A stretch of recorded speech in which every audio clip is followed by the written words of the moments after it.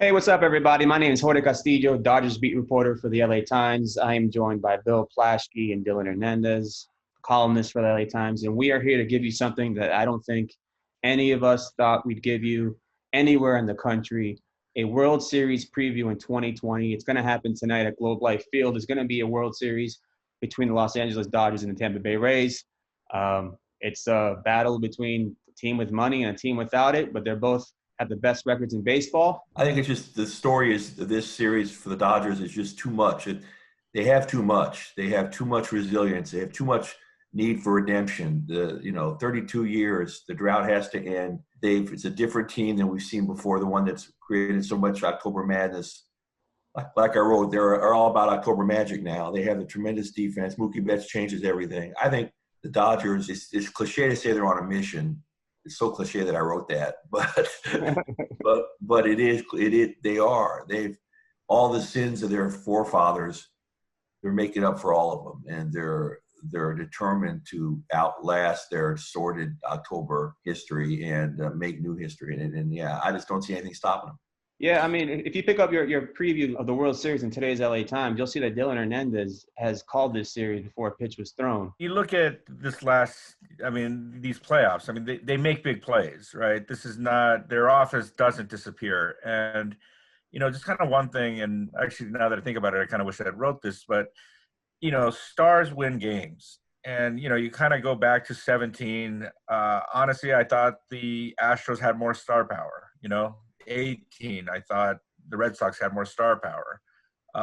This year, the Dodgers have, again, Mookie Betts changes everything. You get Mookie Betts in there.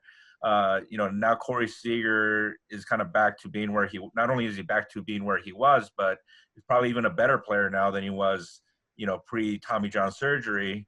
And, they add those two guys now to the middle of the line or to the top of the lineup where, Justin Turner in the past has kind of been the one consistent performer. Now they have three guys that are going to hit, or, even in Betts' case, he doesn't have to hit, and he'll still find a way to kind of impact the game. And I think that takes pressure off guys in the other parts of the lineup. I mean, they have Cody Bellinger batting sixth, right? And, I think it's one thing if Bellinger feels it's all on him. And, this is a guy, obviously, who's kind of had a dodgy postseason track record.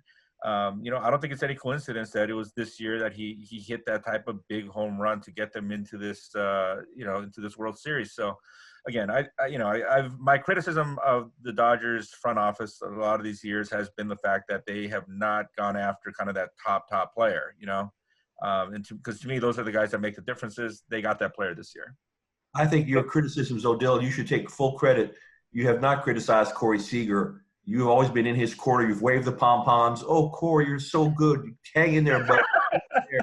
You've been Corey's Boswell for 5 years. You need to take a bow here for really being in. You've been a true Dodger fan in Corey's corner.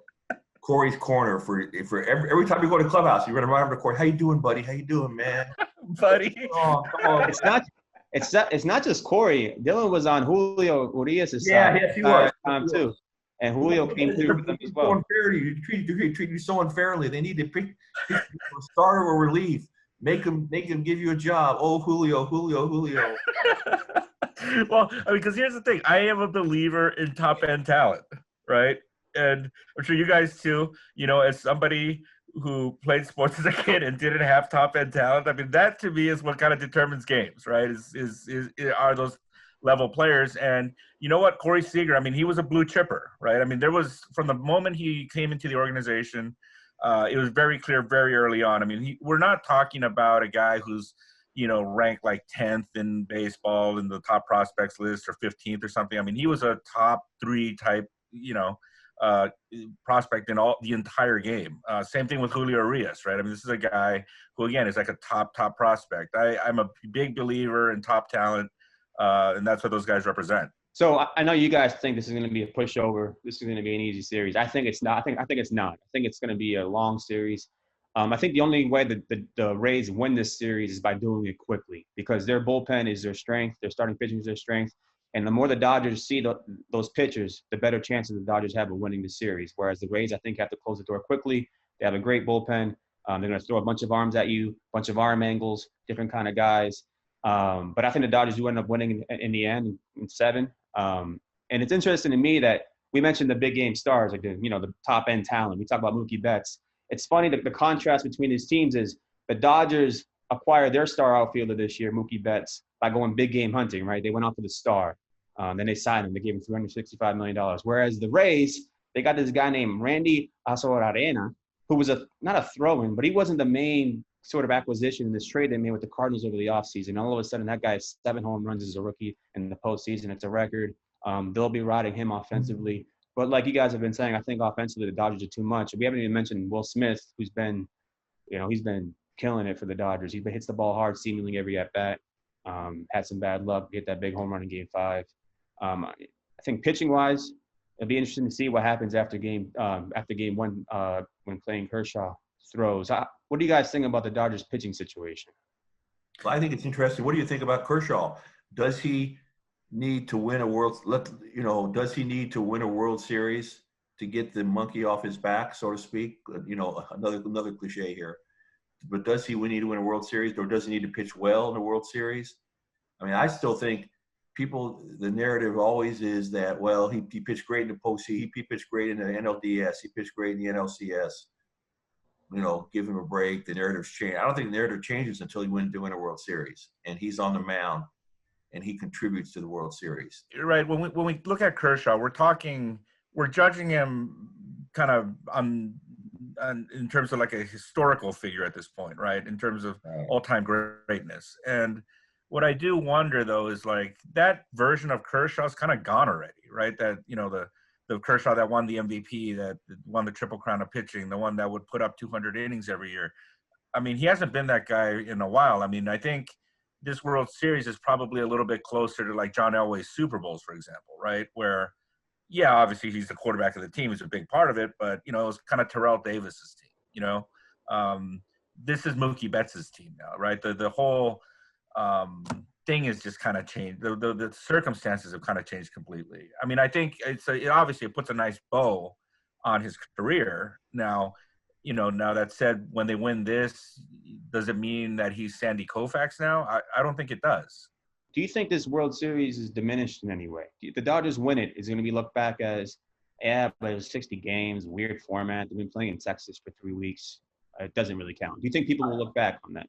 I think that, judging first by what happened with the Lakers just 10 days ago, nobody looks back and thinks the Lakers championship is tainted in any way because all they went through in the playoffs. I think because the Dodgers, I think the regular season was funky and weird and was not what it should have been. But the postseason, it's been a grind, and they've gotten through all these rounds and all these teams and all these games.